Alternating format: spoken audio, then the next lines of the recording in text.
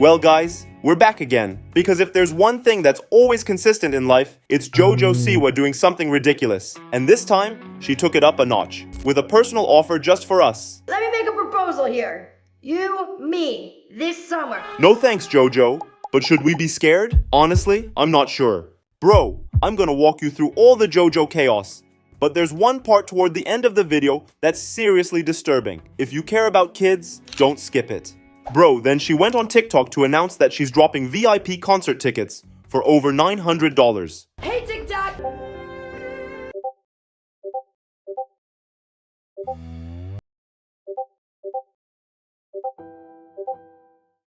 It's me, JoJo Siwa, and I'm so excited because on March 26th, I am going to be doing a TikTok exclusive pre-sale for my tour, JoJo Siwa Live. You can get your tickets before anybody else. Use the code BULLETPROOF and you're in, baby. Even though we know we're probably about to get hit with some wild, over-the-top stage content from her, before we get into the real mess, how do you feel about her new look? Didn't love that one? Alright, try this instead. Long time no see. Can we get a turn? After that cursed music video we roasted last month, she's switched up her style again. And if we're being honest, most of her eras so far have either leaned into overly flashy outfits, awkwardly sexual themes, or remember that one time she showed up dressed like a big black ball? Some people said she looked like an emo ostrich. And now she's back with this. No one's really sure what she's trying to do here. And honestly, if you do know, drop it in the comments. Bro, is that a $5,000 dream catcher from a Vegas souvenir shop? Or a Minecraft portal? Or maybe a deer antler cosplay gone wrong? Either way, her head needs its own ZIP code. This year we've got Justin Timberlake, Katy Perry, Sabrina Carpenter, Dua Lipa, all dropping major tour dates, and then there's JoJo Siwa, announcing her own 22-show nationwide tour across July and August. But here's the weird part. Her announcement wasn't the only thing raising eyebrows. And before we get into the most bizarre part, if you also felt secondhand embarrassment just hearing Queen of Cringe, hit that follow.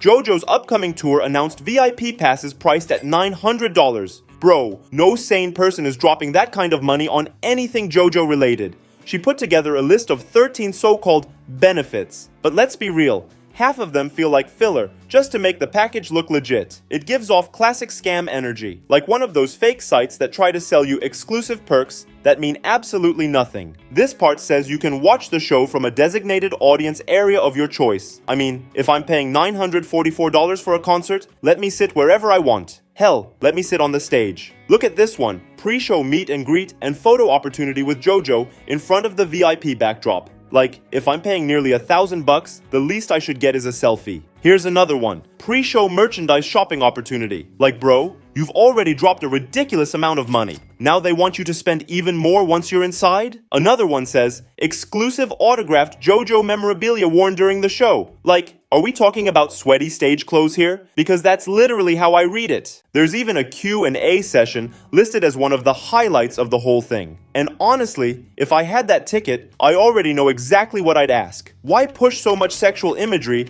when your main fan base is still made up of kids? Like, I get it. She's in the entertainment business. But does everything really have to involve grinding on a giant teddy bear? What would you ask if you had the mic? Let's talk about the most absurd benefit on the list. Supposedly, you get to control what JoJo does on stage. Like, as if her entire set list wasn't pre-rehearsed, pre-picked, and locked in months ago. It's giving take your kid to work day, except instead of sitting in your dad's office chair, you're paying $944 to pretend like you're running the show. Let's be real, this is VIP fan service with a price tag that screams scam. Bro, I want to be fair, so let's hear what she had to say, straight from her own mouth. We also read about some VIP tickets that are priced around $900. If you watch that video, you'll see what I said on the red carpet last night, but let me just explain a little further with detail on what the Dream Guest VIP is. This is the list of everything you get as a Dream Guest VIP. Let's go through it. I'm going to do these first two together because they go together. So the first thing is one general admission ticket to the show, and you get to watch a show from any designated audience area of your choice.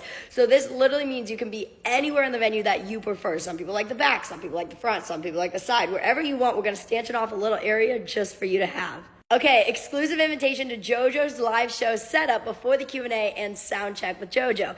Now this, you're going to be able to come to the venue while we're setting up the show. You're going to be able to hang out, watch what we're doing, watch me test things out. You can hang out with me and come test things. Also, keep in mind, there's only 4 Dream Guest VIPs per city. So this is going to be a super intimate, like, friend vibes experience. You're also going to get to help me put together the show with song selection input. So when I said you're going to help me create the set, I did not mean the actual set, like building the set. I meant like the set for the night. You're going to get to have this part of the show where it can be different every single night and you get to pick what that part is. I also think that's going to end up being one of my favorite parts of the show because of what you get to choose. And yeah, it's going to be a really great time. Yep. Okay. I'm going to try to get it out really quick. But the Dream Guest VIPs will come backstage with me on a backstage tour, so you'll get to see all the ins and outs, maybe the dressing room, depending on the venue.